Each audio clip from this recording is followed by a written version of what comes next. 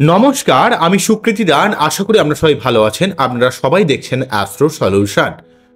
আজকে আমি আলোচনা করব যে আপনার বাচ্চাতে বক্রী গ্রহ কিরূপ ফল প্রদান করে, শুভ না অশুভ, কিভাবে বক্রী গ্রহ আপনার উপর ফল প্রদান করে, কখন শুভ হয় কখন অশুভ হয় এবং বক্রী গ্রহ অ্যাকচুয়ালি কি ইন্ডিকেট করে তা নিয়ে একটা দীর্ঘ আলোচনা করে নেব। মূল আলোচনা আসার আগে আপনাদের জানিয়ে রাখি, অ্যাস্ট্রো সংক্রান্ত নিত্য নতুন টিপস পেতে আমার এই অ্যাস্ট্রো সলিউশন চ্যানেলটিকে সাবস্ক্রাইব করুন, পাশে থাকা বেল আইকনে ক্লিক করুন। চলে আসি মূল আলোচনা। প্রথমেই বলবো, দেখুন, বক্রী মানে অ্যাকচুয়ালি প্রতিটা গ্রহ, 9টা গ্রহের মধ্যে রাহু কেতুকে বাদ দিলে প্রতিটা গ্রহই কিন্তু অ্যান্টি ক্লকওয়াইজলি ভাবে কিন্তু গোচর করে জেনারেল ভাবে। মানে অর্থাৎ মেষ থেকে বৃষ, বৃষ থেকে মিথুন, মিথুন থেকে কর্কট, কর্কট থেকে সিংহ, এইভাবে কিন্তু গোচর করে। কিন্তু এই গোচর চলাকালীন কখনো কখনো কোনো গ্রহ পৃথিবীর গতির থেকে পিছিয়ে পড়ার জন্য কিন্তু এই অ্যান্টি ক্লকওয়াইজলি চলতে চলতে একটু ক্লকওয়াইজলি চলে আসে। অর্থাৎ ধরুন আপনি এগুচ্ছেন, আপনি রাস্তা দিয়ে ধরুন হাঁটছেন, হাঁটতে হাঁটতে একটু পিছিয়ে গেলেন। এই যে পিছিয়ে যাওয়াটা, অর্থাৎ হাঁটতে হাঁটতে হট করে পিছিয়ে যাওয়া এই ব্যাপারটাকে হচ্ছে আপনার অ্যাকচুয়ালি বক্রী। অর্থাৎ দুটো ট্রেন যদি পাশাপাশি চলে, যদি দুটো ট্রেনের গতি যদি সেমই হয় এবং একই দিকে যদি থাকে, তাহলে আপনার মনে হবে দুটো ট্রেন কিন্তু স্থির রয়েছে। যখনই একটা ট্রেনের গতি আরেকটা ট্রেনের থেকে বেড়ে যাবে, তখন কিন্তু দেখে মনে হবে সেই ট্রেনটা সামনের দিকে এগিয়ে যাচ্ছে। কিন্তু যদি সিমিলারভাবে সেই ট্রেনটার গতি যদি অন্য ট্রেনটার গতির থেকে কমে যায়, তাহলে দেখে মনে হবে সেই ট্রেনটা যেন আস্তে আস্তে পিছিয়ে যাচ্ছে। এই যে আপেক্ষিক যে গতি, অর্থাৎ with respect to another train, তো with respect to other thing, মানে যার রেসপেক্ট আপনি করছেন, সেই জায়গাটা কিন্তু আমরা সবসময় আপেক্ষিক গতি কথা বলছি, একে অপরের রেসপেক্টে। অর্থাৎ পৃথিবীর রেসপেক্টে যখন কোনো গ্রহের গতি যখন কম হয়ে যাবে, তখন কিন্তু সে পিছিয়ে পড়বে। এই পিছিয়ে যাওয়াটাকে বলা হচ্ছে বক্রতা। আমরা জেনারেলিভাবে বৃহস্পতি, শুক্র, শনি, মঙ্গল এবং এই সমস্ত গ্রহরা জেনারেলিভাবে কিন্তু বৃহস্পতি, শুক্র, বুধ, মঙ্গল, শনি, এই 5টা গ্রহ কিন্তু বক্রী হতে পারে। চন্দ্র এবং রবি কিন্তু কখনো বক্রী হয় না, সবসময় সম্মুখ গতিপ্রাপ্ত থাকে। অন্যদিক থেকে রাহু কেতু সবসময় বক্রী থাকে, কারণ তারা সবসময় কিন্তু বক্রী থাকে, মানে সবসময় তারা ক্লকওয়াইজলি চলে। অ্যাকচুয়ালি বক্রী মানে আমরা বলছি ক্লকওয়াইজলি, এবং সম্মুখ গতিপ্রাপ্ত মানে অ্যান্টি ক্লকওয়াইজলি, অর্থাৎ ঘড়ির কাঁটার বিপরীত দিকটাকেই কিন্তু আমরা ধরে নেব যে গ্রহটার অ্যাকচুয়াল গতি, অর্থাৎ সেটা হচ্ছে সম্মুখ গতিপ্রাপ্ত হওয়া। ঘড়ির কাঁটার বিপরীত দিক অর্থাৎ অ্যান্টি ক্লকওয়াইজ গতিটা কি আমরা কিন্তু অ্যাকচুয়াল গতি হিসেবে ধরে নিই গ্রহের। যখনই কিন্তু সেই ক্লকওয়াইজলি চলে, তখনই সেই গতিটাকে আমরা বক্রী গতি বলি। তো যাই হোক, অ্যাকচুয়ালি শুক্র, বুধ, বৃহস্পতি এবং মঙ্গল, শনি, এই গ্রহগুলো একটা পার্টিকুলার টাইম অন্তর কিন্তু বক্রী হতে পারে। সবসময় যে বক্রী থাকবে তা নয়, মাঝে মাঝে এটা বক্রী হয়। চন্দ্র এবং সূর্য কখনোই কিন্তু বক্রী হতে পারে না। অন্যদিক থেকে রাহু কেতু সবসময় কিন্তু বক্রতায় চলে, অর্থাৎ সবসময় ক্লকওয়াইজলি চলে, এবং এদের গতিটা সবসময় মেষ থেকে মিন, মিন থেকে কুম্ভ, কুম্ভ থেকে মকর, এইভাবে তারা কিন্তু সবসময় ক্লকওয়াইজলি ভাবে কিন্তু চলে। এটা কিন্তু আমাদের মনে রাখতে হবে। এবারে চলে আসি বক্রতার প্রসঙ্গে। দেখুন, বক্রী মানে হচ্ছে একটু আনস্টেবিলিটি এবং অ্যাক্টিভ হয়ে যাওয়া। ধরুন কোনো দেশের কাছে একটা পারমাণবিক অস্ত্র আছে, ঠিক আছে, যে অস্ত্রটা সে যদি কারোর উপরে ইউজ করে, সে যদি শত্রুতাকে নিধন করার জন্য ইউজ করে, তাহলে হয়তো সে তার দেশের হয়তো অনেক লাভ বা দেশের অনেকটা বাঁচতে পারে। কিন্তু সেই পারমাণবিক অস্ত্র এমনই ভয়ঙ্কর, সে কিন্তু যদি কোনোভাবে নেগেটিভ হয়ে সেই দেশের মধ্যেই বাস্ট করে যায়, বা যেখানেই প্রভাব বিস্তার করুক না কেন, সেখানে কিন্তু শত্রুর উপর প্রভাব বিস্তার করলে তার কিন্তু নেগেটিভ প্রভাব কিন্তু আমাদের উপর এসেও পড়বে। তো এইভাবে বক্রী গ্রহ মানে কিন্তু একটা আনস্টেবল এনার্জি, এবং প্রচন্ড পাওয়ারফুল আনস্টেবল এনার্জি, অনেকটা রাহুর মতো এনার্জি। কোনো গ্রহ বাচ্চাটি বক্রী হওয়া মানে সেই গ্রহটা বিশেষভাবে বলশালী হয়, অর্থাৎ সে খুব ক্ষমতাশালী হয়ে যায়, তার মধ্যে স্ট্রেংথটা অনেকটা বেড়ে যায়। বিশেষ করে অনেক ধরনের বল হয়, তার মধ্যে মেনলি ভাবে চেষ্টা বল। তো যাই হোক, তার মধ্যে স্পেশাল স্ট্রেংথটা কিন্তু অত্যন্তভাবে বেড়ে যায়, সে কিন্তু অত্যন্ত পাওয়ার পায়। অর্থাৎ অনেক সময় দেখতে পাওয়া যায়, দেখবেন অনেক বাচ্চা ছেলেরা অনেক সময় ট্যারা হয়, অর্থাৎ একটা কথা বললে তারা কিন্তু ক্যাক করে ওঠে। অর্থাৎ তাদের মধ্যে এই যে ট্যারা হয়ে যাচ্ছে, তো পিছিয়ে দেখা যে আমাকে এটা বললো, এত বড় ক্ষমতা। দেখবেন অনেক অনেক ছেলে, অনেক স্টুডেন্ট থাকে, তারা কিন্তু টিচারের কথা কিন্তু এতটাও শোনে না, তাদেরকে কিছু বললে তারা কিন্তু উল্টে রিয়াক্ট করে বা অনেক সময় কোশ্চেন করে, এই ধরনের যে ব্যাপারগুলো থাকে। অর্থাৎ তাদের মধ্যে এই যে একটা ব্যাকে এসে যে একটা আক্রমণ করার যে ব্যাপারটা, সেটাও কিন্তু আমরা বক্রির মধ্যে, বক্রি গ্রহের মধ্যে দেখতে পাবো। অ্যাকচুয়ালি একটা কথা সবসময় মনে রাখবেন যে বক্রি গ্রহ সবসময় খুব বলশালী হয়ে যায়, কিন্তু সেই এনার্জিটা খুব আনস্টেবল হয়ে যায়, স্টার স্টেবিলিটির খুব অভাব থাকে। এবারে ব্যাপারটা অনেকটা আশা করি বুঝতে পারছেন, মানে স্টেবিলিটি ব্যাপারটা কিন্তু তার মধ্যে থাকবে না, সে কিন্তু খুব আনস্টেবল পাওয়ারফুল একটা এনার্জিতে পরিণত হবে। এবারে দেখুন, অনেকগুলো ব্যাপার আপনাদের বলতে হবে বক্রি নিয়ে বলতে গেলে। আনস্টেবিলিটি নেই হয়ে গেল, সেটা নেই বুঝলেন। এবারে সে সত্যি কি শুভ না অশুভ, এই শুভ না অশুভ কথাগুলো বলতে গেলে অনেকগুলো কথা বলতে হবে।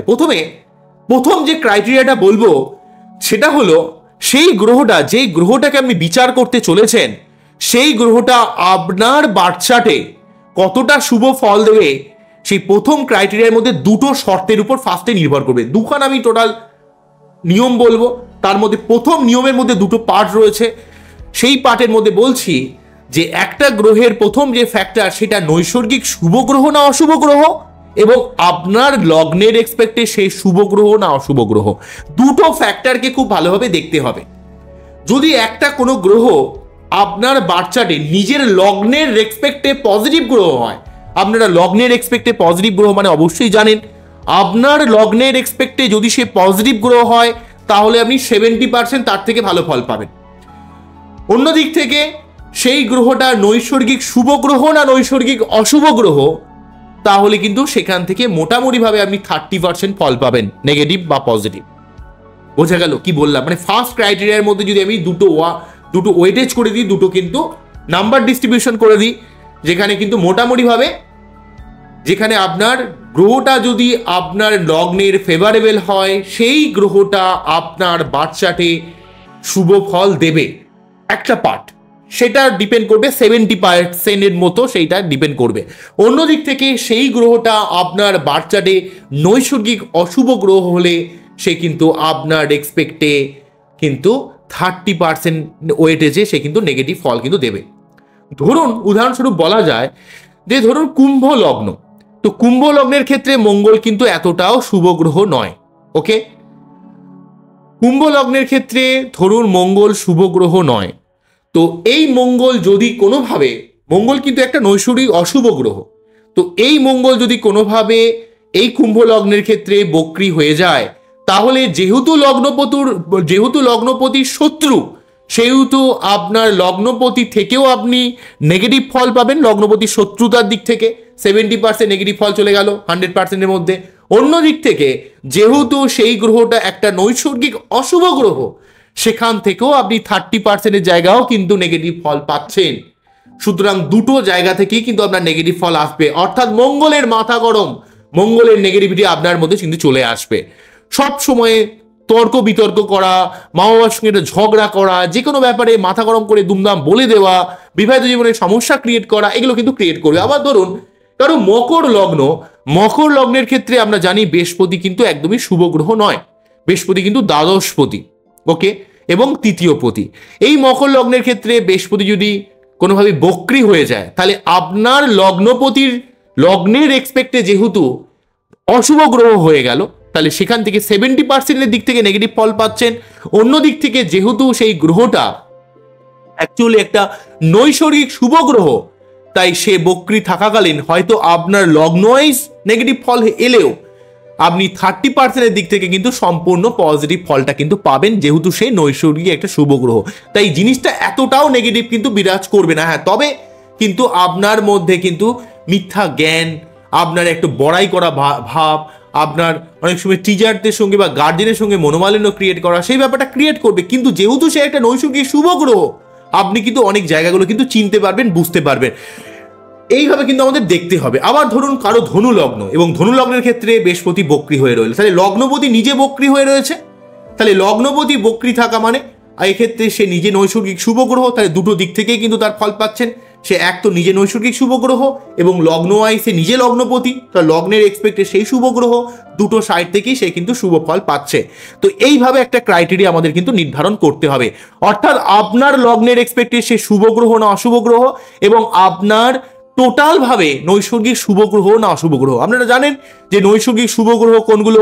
বৃহস্পতি, বুধ, শুক্র, হ্যাঁ, চন্দ্র পূর্ণিমা প্রভাব যেটা থাকে, এই গ্রহগুলো কিন্তু বৃহস্পতি, বুধ, শুক্র এবং চন্দ্রের পূর্ণিমা প্রভাব, যদিও কিন্তু বক্রীর তালিকায় কিন্তু চন্দ্র থাকে না, আমরা জানেন। অন্যদিক থেকে নৈসর্গিক অশুভ গ্রহ হচ্ছে মঙ্গল, শনি, রাহু, কেতু, এরা কিন্তু নৈসর্গিক অশুভ গ্রহ।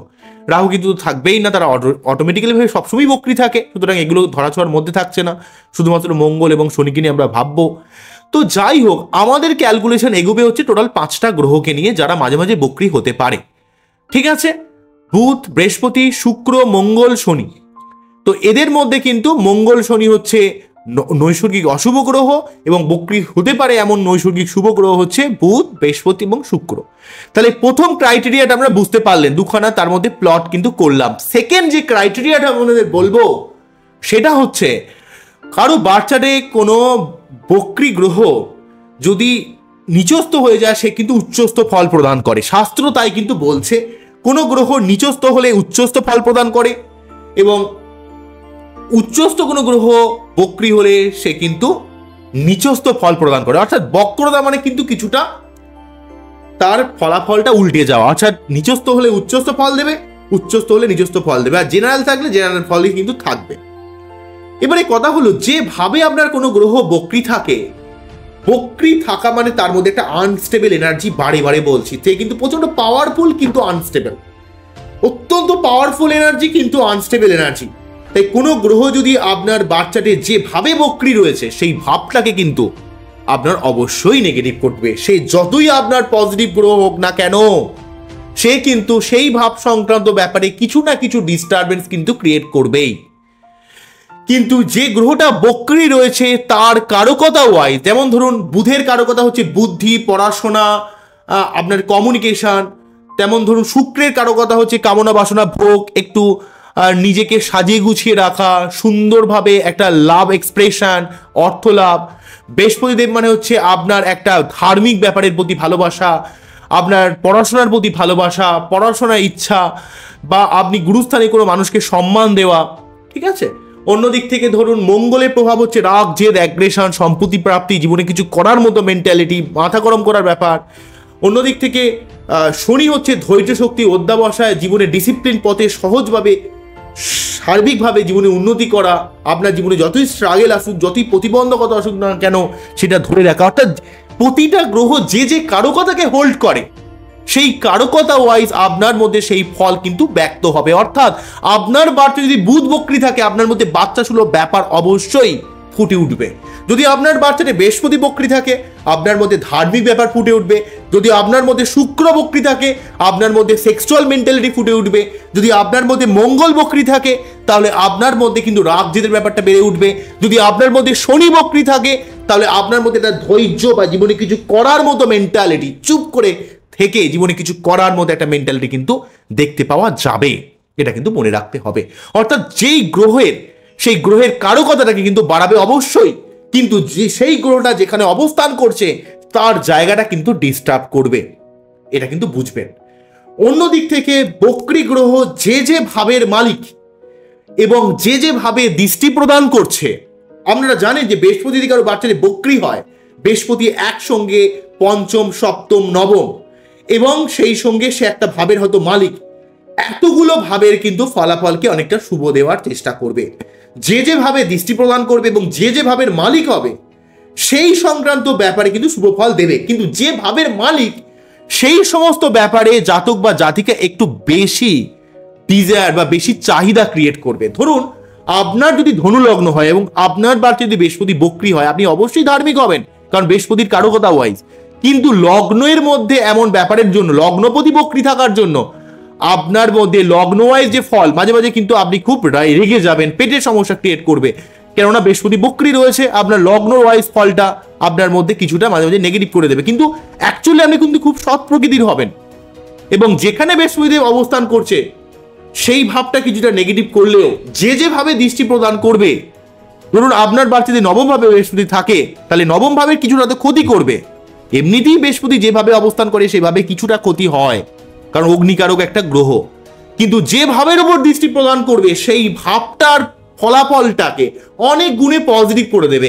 যদি সেই সমস্ত ভাবে কোনো নেগেটিভ গ্রহের প্রেক্ষাও পায়, হয়তো দেখা যাচ্ছে সেইভাবে কোনো না ভাবে রাহু রবি যোগ তৈরি হয়ে বসে আছে, শনি রবি যোগ তৈরি হয়ে বসে আছে, সেই সমস্ত যোগের নেগেটিভ ফলাফল থেকেও কিন্তু আপনাকে বাঁচাবে। অর্থাৎ বক্রতা বা বক্র গতি কিন্তু অনেক সময় দেখতে পাওয়া যায় যে আপনার লাক খুব ভালো বলে কোনো গ্রহ বক্রী হয়ে আপনার জীবনের অন্যান্য সমস্যাগুলোকে মিনিমাইজ করছে। মানে ধরুন আপনি যুদ্ধে কিছুতেই জিততে পারছেন না, কিন্তু এমন একটা অস্ত্র ইউজ করলেন যেই অস্ত্রর দ্বারা আপনি শত্রুকে পুরো একদম ধূলিসাৎ করে দিলেন, সেই অস্ত্র হচ্ছে বক্রী গ্রহ। কিন্তু এটা এমনই অস্ত্র, সেই অস্ত্র কিন্তু আপনার যদি শুট না করে, সেই অস্ত্র কিছুটা আপনারও কিন্তু ক্ষতি করে। অর্থাৎ পারমাণবিক বোমা যদি কোনোভাবে বাই চান্স সেই দেশে যদি বিস্ফোরণ ঘটে যায়, তাহলে কিন্তু সেটা গোটা দেশকে ধ্বংস করে দিতে পারে। অর্থাৎ সেই যেমন শত্রুকেও শেষ করতে পারে, বাই চান্স কিছু ভুলে আপনাকেও কিন্তু শেষ করে দিতে পারে। অর্থাৎ এইভাবে কিন্তু মনে রাখতে হবে যে এখানে কোনো গ্রহ বক্রী হয়ে যাওয়া মানে সেই গ্রহের বলবত্তাটাকে অনেক গুণে বেড়ে যাচ্ছে এবং সে কিন্তু আনস্টেবল হয়ে যাচ্ছে।